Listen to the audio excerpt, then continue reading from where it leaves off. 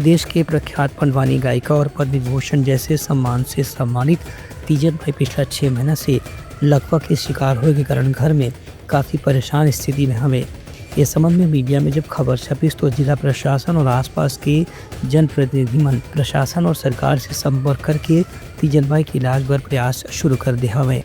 इस बीच में जिला कलेक्टर जय प्रकाश चौधरी आप बताई कि जिला प्रशासन राहल उनसा जो पेंशन रुके रही से पूरा चालू करके ओकर राशि उपलब्ध करा दी गई है।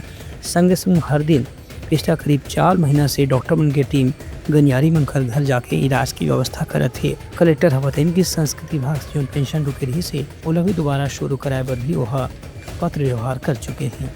ये कल संज्ञान में आया है हमारे डॉक्टर की टीम पिछले 3-4 महीने से लगातार हर दिन उनका स्वास्थ्य परीक्षण के लिए जाती हैं।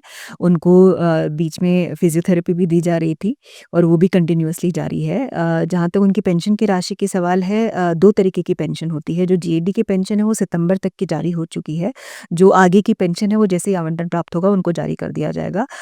कल्चर डिपार्टमेंट की जो पेंशन होती है उनकी पुत्रवधू जो है वो भी आई थी और उन्होंने अपना एप्लीकेशन फॉर्म जमा करवा दिया है। हम शासन से बिल्कुल संपर्क में हैं। जल्दी ही आज ही उनका फॉर्म स्टेट को भेज दिया जाएगा और जो कल्चर डिपार्टमेंट की पेंशन है वो भी उनको शुरू करवा दी जाएगी।